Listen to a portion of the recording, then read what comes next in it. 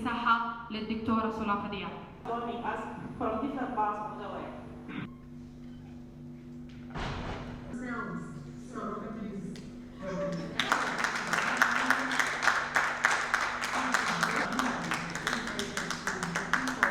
Thank you very much for honoring me with this invitation to launch the Charter for the first and allow me to express my pride in the young ladies who gained this valuable recognition by CF, which will give them and others a chance for communicating with their 160,000 sisters from 120 countries and maybe even more.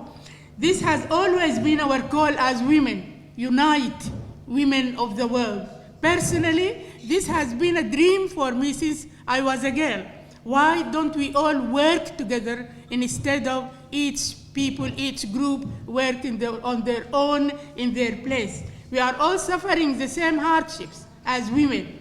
Women have gone through are almost identical problems that we have gone through. So that makes it sensible to negotiate and exchange solutions. Sudanese women at this turning of their lives are reliving part of their very early history. Sudan, in its earliest, has lived under the reign of strong queens. Queen Amani Minas, you all know her, you know Amani, of the 18th century. She was titled Gori or Kendaka, meaning queen and governess. Monuments still exist in the Nubian area of northern Sudan now, and we have seen them in the video that Intisar has shown us. Now, 3 centuries later, Sudanese women are called Kendakat due to the leading part they played in the September Revolution and to the courage they showed, proving the inherited qualities. There were other leading women from other parts like Queen Sittana bint Ajib and of Shandi. Sittana bint Ajib كانت the queen of Shandi, and other Koche queens who were called after their kingdom Kosh. The kingdom of Kosh also had got many queens who reigned over that time, and Koche nafsaha means queen. Sudanese women who have a heritage of learned women who used to travel all over the country teaching girls and women the Quran and Hadith, as they were from religious or Sufi families, and these were majorly from Western Sudan, Northern Sudan, and from Eastern Sudan. Arts also was another area of creativity, whether singing or making lyrics or romantic or pastoral poetry, some of which is still sung in traditional occasions. Handcraft was also a popular spend time for our women. I hope our young generations care for researching about names like Mehera bint Aboud and Banona bint Telmak and Rabha al-Kinaniya and many other names. But the real start of regular education, after great efforts and fights led by Bikir Badri Rahmatullah Alayh, who is the founder of Ahfad University for Women, and he fought very hard, very strong, so as to have a school for women. He started the school in 1907, I think. Yes, that was 1907. They instantly, the women, when that spark of a new era started, the women of Sudan picked up the fight against traditions, taboos, superstitions, families, and later governments to find their way to education. They have led a life basically set on injustice by colonial policies that graded women as second-class citizens, giving next to nothing chance for education or any other social activity. Yet, young girls and women were used for heavy work, especially in peripheral areas, exposing them to all kinds of hardship and dangers of abuse that women could face.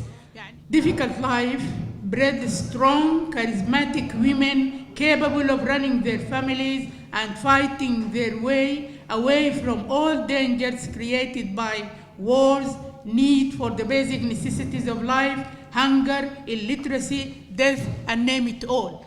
In short, like women all over the world, women during these last decades of Sudan were subjected to 3 major abuses. Yani women were used as tools for propaganda or all kinds of political, commercial, economical للدعاية، النساء للدعاية فقط، and also as weapons for war. المرأة كانت سلاح الحرب كما نعرف في السودان. Blackmail, prodding, shields for safety and wealth. And also women were used as catalyzers for collecting votes for elections, when there are elections. All through these women organizations and civil NGOs and foreign organizations helped a great deal in awakening awareness towards rights and fighting against sick rules created for more humiliation of women, like the late government's public law that we all know that caused quite a lot of not just disturbance, it was the major problem that the women have been fighting against. Then all the women and young people and old people struggle culminated in this eye-opening revolution.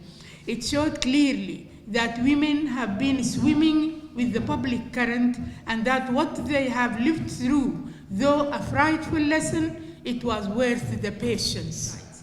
Now that we Sudanese women have achieved a lot of what our pioneers have fought for, let us work together to eliminate all forms of discrimination.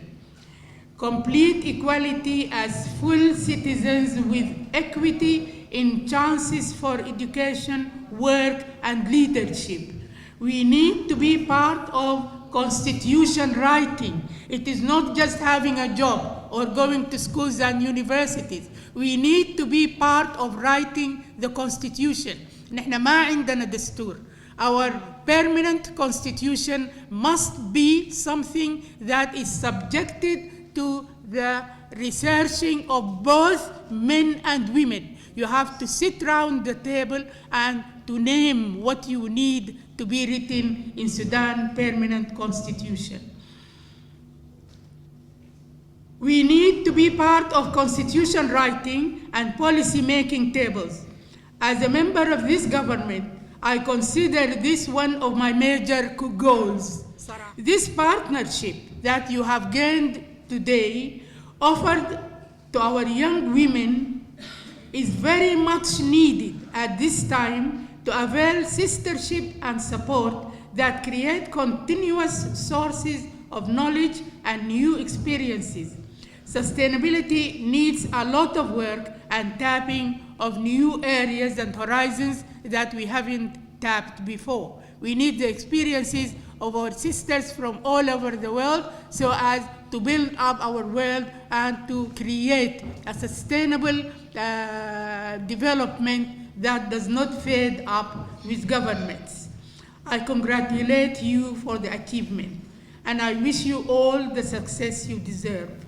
Finally, I offer my continuous help and support whenever needed.